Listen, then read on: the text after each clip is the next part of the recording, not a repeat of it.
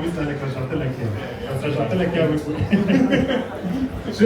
شو الاشاعه اللي استفزتك كثير وعن جد انزعجت وقلت بدك تطلع ترد وصار قالت لك مكتوب؟ ليش بيسان طبعا بليز يعني ناظر حدا وان شهر على كتاف غير ليك هذيك كمان اشاعه مرتين عليها لانه اشاعه بس خلينا نقول اشاعه ضرتني او مست فيني او كنت خايف انه تضرني.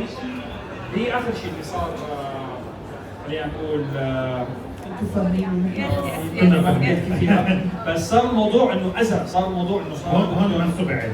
ايه هون صار الموضوع اذى. فطلعت انا لما بحس انه دائما لما بدي اطلع كثير انترستر بحس حالي مخبص يعني.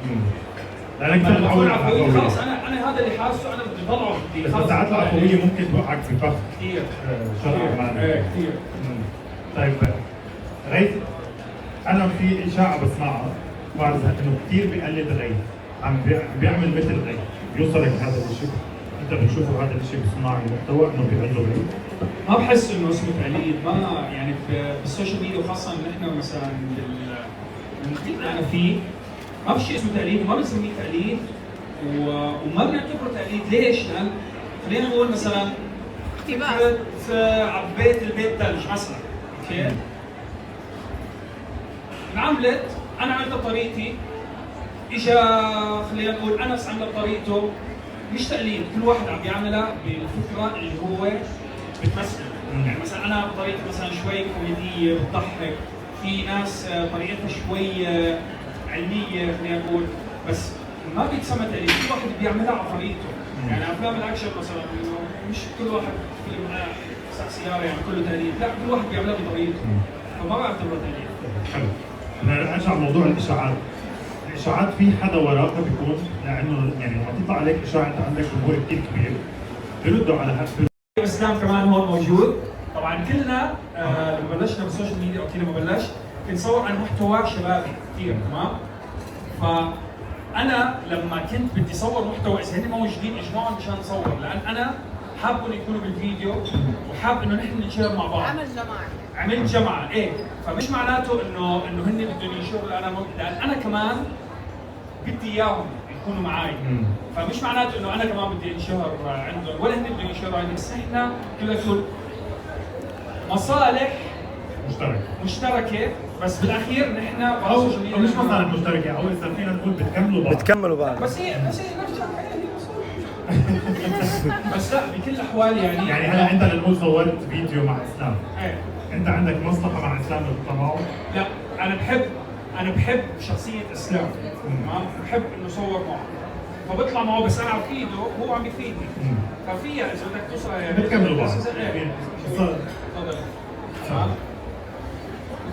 الدنيا كلها مصالح، يعني نجي بموضوع مثلا ام وبنتها كمان مصلحه، كل شيء بالدنيا مصلحه، بس مصلحه بتفرق، في مصلحه نظيفه في مصلحه وسخه. وقت يكون عندي صديقي ليش؟ مشان نتسلى معه، اسراري تكون عنده، يريحني، هي ما أنا مصلحه بس هي مصلحه طبيعيه، مصلحه نظيفه. فبين بعض هن الرفقه، لو ما عم بيصوروا هن الرفقه على السوشيال ميديا، فالنجاح للطرفين مو طرف واحد، فهي مصلحه نظيفه وما فيها شيء وما في عيب بالموضوع. زي قصة الفستان بس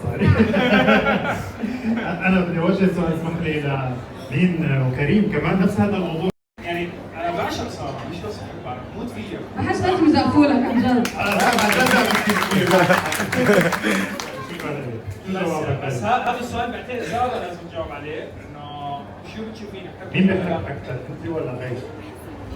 هلا ما في مين بحب الثاني أكثر، بس انتوا ما بتعرفوا غير بدون الفيديو. ايوه بدنا نعرف غير بلا فيديو. اوكي المايك معك. يعني حاصدمكم على السوشيال ميديا ما بيبين رومانتك، وهذا الشيء موجود بتقريبا اغلب الشباب بهذا الجيل او الجيل اللي قبلنا، انه صعب شوي انه يظهروا مشاعرهم على السوشيال ميديا، بس الضعف اللي بتشوفوه برا السوشيال ميديا حتى يعني ضعف.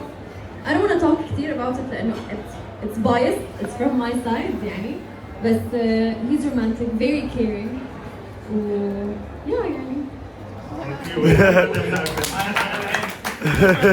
حتضل يعني والدليل العين في حدا